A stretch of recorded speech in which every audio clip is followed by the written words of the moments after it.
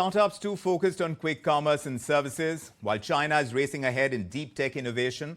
To delve deeper into this debate, we are honored to have with us Mohandas Pai, Chairman of RN Capital and former CFO and board member of Infosys. Mr. Pai, always a pleasure having you on India Tonight. A very warm welcome. Do you agree, sir, with the Union Minister? Do you believe the emphasis on sectors like food delivery among Indian startups is coming in the way of us exploiting our full tech prowess?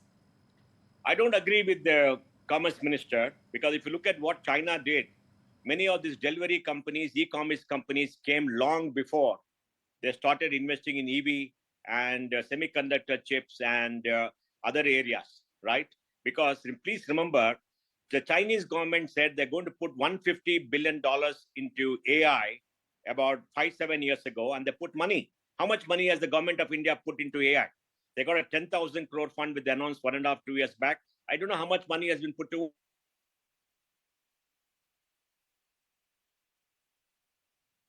We seem to have lost Mr. Pai's connection, and we'll go back to him. But an important point about being able to really power our tech prowess, that requires deep investments as well. And how much of that has really happened? Mr. Pai, you want to finish that thought? I believe you're back with us. Can you hear us? Yeah. Because go ahead, sir. The point I'm trying to make is they gave $50 to $60 billion for the last 10 years for EV to create battery technology and everything else. And they have invested hugely in the chip industry in many areas. How much has the government of India invested? They got a 10,000 crore fund for AI, which we read about. Nothing. I don't see much investment being made. They got a frontier tech fund, which was created many years ago. I don't know how much has been invested. How much money is put into R&D into our universities? How much has CSIR and DRDO given to the private sector and joined with startups? Yes, the Defense Ministry is doing some wonderful work. It is beginning to make an impact. That's very good. Yeah. ISRO is beginning to do some good work. The 1,000 crore fund is work. Look, we have more than 4,500 deep tech funds. I've been investing in this area for the last 13 years. Yes. In our portfolio across many funds of 500 startups, we got more than 50 deep tech funds. And all of them are struggling to raise capital to grow and to do business in this country. Right. China is a $19 trillion economy. We are a $4 trillion economy. The US is a $32 trillion economy. And to compare all the three and say we got to overtake China without putting money to work, without having the funding, without having institutional finance, I think is a sad joke. But Mr. Pai, you're talking about these deep tech companies that you're investing in. We don't have the kind that China does, right? When it comes to electric mobility, for one, which is we have. Let me explain. We Yes. got a company which has created a 1 megawatt fast charging mechanism for a bus, which can charge a bus in 15 minutes. It's called Exponent in Bangalore. They've done it. They put a lot of money to work. They're deep innovators. But then when they want to sell to the bus industry, the 90% of buses, 95% of buses are run by the State Road Transport Organization. You know how it is to deal with them. It's very difficult to do business in this country. And you know, our EV buses program is very small.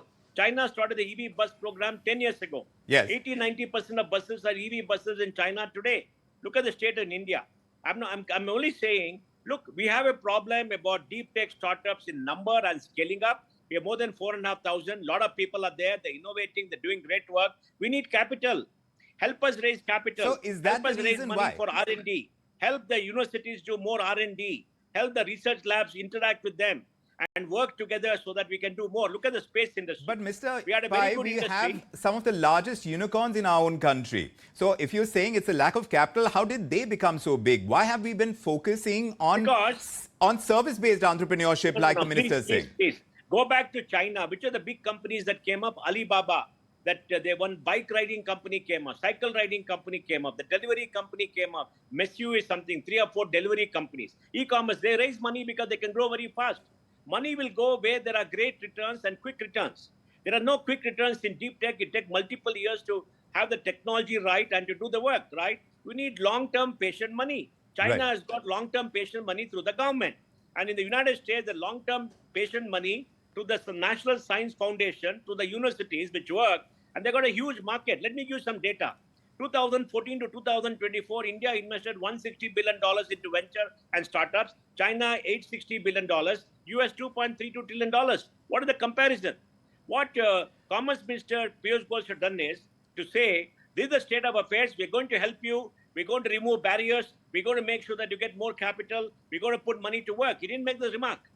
It's just pointing finger, which is very very unnecessary, bringing down this industry. Right. And if you look at that, that document that he released, I Yes. don't know who prepared that document, where the document is illogical to say that India does not have EV companies, battery companies, does not have this. Yes, we don't have companies of scale. We got much smaller companies. Correct. There are many AI companies in Bangalore. Yeah. I meet many of them. In our portfolio of 500 startups across many funds, we got 50 deep tech companies. We've been holding them for 9-10 years. I know the struggles they have for getting money. Right. I know the growth is impaired. Yes. I know how difficult it is to business. He must help us out in all these areas instead of pointing fingers. India has to grow up. And let me give you some more data. The government of India and state government spend 9 lakh crore as subsidies for the poor. Okay? Good luck to them because we need to help them. How much money is put into innovation in India across the government of India and state governments? Just give me a number. But 1,000 crores, 2,000 crores, 3,000 crores. Why can't both spend 20,000 crores a year in innovation, in helping deep tech create high quality jobs?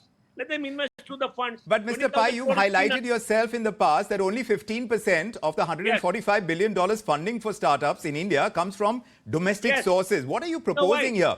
Because as far as the government's push is concerned, that's at one level. But indigenous investment in our startup ecosystem, why do you think that is lacking? That is lacking because the largest part of money going into venture and startups comes from endowments and from pension funds and insurance companies in India. The insurance companies have got an AUM of close to 80 lakh crores. The pension industry has got about 25 lakh or 30 lakh crores. 100 lakh crores of AUM is there between them. How much are they invested into venture and startup? Peanuts. Hardly any number that you can quote. Why is that? Because some silly regulations which IRDA is not allowing them to do that because of some wrong impression that they have. Yes. Then how much money is being invested by the sectoral funds that the government has? We had a 10,000 crore fund in 2015, which is very good, which helped, but nothing else. In my state of Karnataka, which has got more than 25 lakh people working technology, $80 billion of services exports, 20,000 startups, 45 unicorns, how many funds and what the government has done? Is the state government putting any money into AI? Nothing. They don't even talk about it. Chandrababu Naidu has made a tweet to Sam Altman to say, come to Andhra Pradesh, we are putting a lot of money into AI and everything else come. In a state where there's not much activity. Correct. Karnataka, where 40% activity, 50% activity is there. What is the Chief Minister doing? Nothing. But on the reform side, sir, Mr. Pai, you mentioned in the past that startups have faced challenges when it comes to angel tax scrutiny, the restrictions on investments by endowments. Those policies, have they impacted the growth of deep tech startups as well? Is that what you're saying? Absolutely. We want more funding. We want endowments to make the funding. Universities have got endowment. Why can't they put 5% of the total endowment into funds? Allow them to do that. Why can't they put 5% into startups across universities, wherever they got the money? Leave it to them. Their investment pattern doesn't allow them to do that. They're not allowing them. Why? Let the university decide. It's their money. If they surplus money, they let them do it. And RBI, harasses AIFs, goes on changing regulations. Now they're threatening to penalize them because they issue partly paid units, saying they're like partly paid shares. So you cannot issue them. You are contravening the law. Whereas the regulations do not talk about partly paid units because all around the world, you issue partly paid units and the units get fully funded in about 3 to 4 years. They don't understand the industry. They want to create their own thing or they want to penalize. And when the companies, when startups are sold and money has to be remitted, you should know the horror stories that happen in remitting money, getting in money, remitting money to the RBI. We told them have a process like funding, like investing in the stock market, which is done very easily. They still are not working it. And the regulations are very vague in many areas. You write to them, they don't even reply. You have to hire the big four to walk the corridors and do. In my fund, we had 3 or 4 companies with re-domiciled to the US because after writing to RBI for 1 year, they didn't get a reply. Yes. What do you want to do? I mean, Piyush Goyal knows this. We have met him much earlier, spoken to him. When did the angel tax go? Last year. We've been working to remove the angel tax for 8 to 9 years. It was done by the earlier UPA. So how is the track record, Mr. Pai? When you do that comparison, because he's saying the Congress has done much worse, and he's saying that their government has done. So even if you talk about Startup India and the project, their achievements, are you able to see the differences? Absolutely. UPA did nothing. UPA did nothing. The startup industry largely started after Prime Minister Modi gave a vision, Digital India, Startup India, Stand Up India. Then he had a big event in Vidyan Bhavan. I was there, where for the first time, he put the startup founders on the stage and honored them. It was a big move. Then they started the 10,000 crore fund. Then it fizzled out. And then Piyush Goyal started an advisory board where I was a member. We sat down and worked on many things. Then they put that silly angel tax. And the angel tax harassment started. We worked with the finance ministry to remove it. They did not remove it. I went to the PMO. They amended the law 2 or 3 times. Didn't impact. I met Subhash Garg as the finance secretary and told him he agreed with us. He said to amend it. Again, it did not work. I met Nirmala Sitharaman multiple times to do that earlier. She just listened. She didn't do anything. We asked her many times. I mean, look, we are getting harassed. I've been investing for 13 years. We got a portfolio of 500 startups out of 50 are deep tech startups. We have put our own money to work. We know So, the difficulty. meanwhile, Please be sympathetic. Yes. So, while I accept those points, Mr. Pai, what do you sense is the current status of our startup ecosystem? We seem to be undervaluing the contributions. At least that's what we're hearing from these founders. Yes. The service-oriented startups maybe, but Zeptos and Swiggies of the world, they have contributed. So, are we undervaluing them with the union minister making these comments? Is that what you're saying? The Commerce Minister should not have made the remarks about the delivery companies because they're doing a great job. They got great technology. It's not easy to do 50 lakh, 25 lakh transactions in a day. They're all doing a great job. They're using AI. They're developing cloud technologies. They got fantastic technologies. They're creating 1 million jobs across the industry. And that is not easy. Which government organization created 1 million jobs? He says delivery boys, yeah, that's the job that is there. They get paid reasonably well. It's a part-time job like Ola, Uber. Yes, that's the nature of the beast. There's no doubt. But Mr. Pai, you'd projected that by 2025, India is going to have more than 1 lakh startups and they'll create a value of $1 trillion. You think we're on track to meet that projection? No, we have now created $600 billion so far. I think 2025 year end, we could be 650, 700 because in the last 3 years, we've not got money coming in. Last 3 years, we've been having $10, $12 billion, whereas 3 years ago, we got $42 billion. We need more money coming in. Government must ease the regulations for money to come in when they sell to take money out. And I think a lot of work has to be done by the government. RBI is very oppressive, tyrannical to all the startups. When the industry goes and meets them, they push you around. They just look down upon you. They're not there to help you. They're there to control you. This control mentality is ruining this country. So in this kind of scenario, you tell us, which sector holds the most promise right now if we have to push our innovation agenda?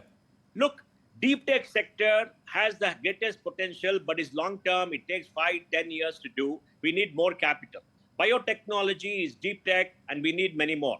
Genomics is deep tech. We need many more. And these delivery companies and cloud technologies and hyper cloud, we need many more. In chip design, we are the global experts because we got 350,000 people working in Bangalore in chip design, testing, and embedded software. Now we have to invest in small chip design companies who can make great stuff. Now, semiconductor fab companies, not the fab companies, but the packaging companies are coming up, and they're going to use our talent. So we're going to see this only happening now. When did the semiconductor fab companies come into being? 2 years ago. Before that, what was there? Why were we not doing If that this? has to happen, Mr. Pai, what is that one policy change that you would implement immediately to support the startups? I will do 3 things. First, I will say that I'm going to invest 10 to 20,000 crores every year for the next 5 years.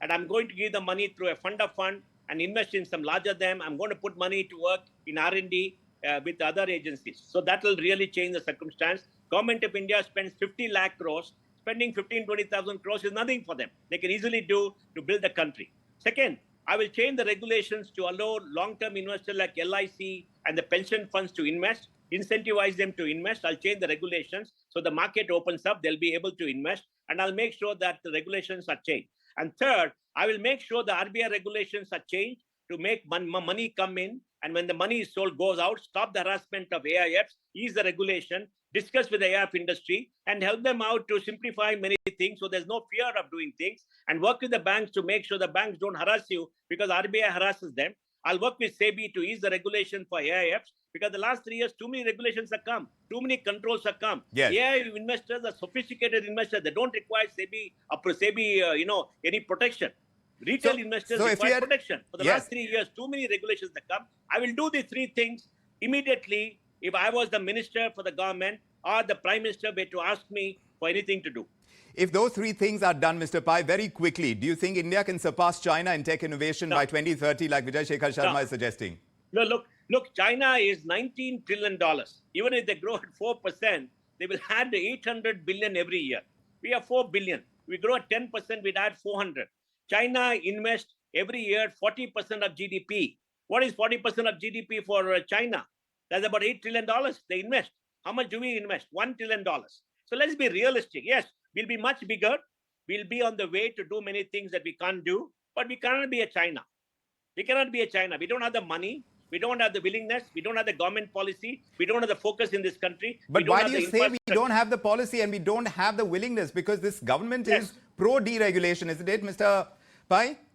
The government talks about deregulation, but what have they done with RBI? RBI has not done any reforms in the last many years. They still got the 1999 FEMA Act, 1999, I think. And they threaten you, they'll send you to ED. They don't reply to letters. We want reforms. We want regulations to take this country to $10 trillion by 2032, 2033. We cannot work with regulations. We took the country to $2 trillion.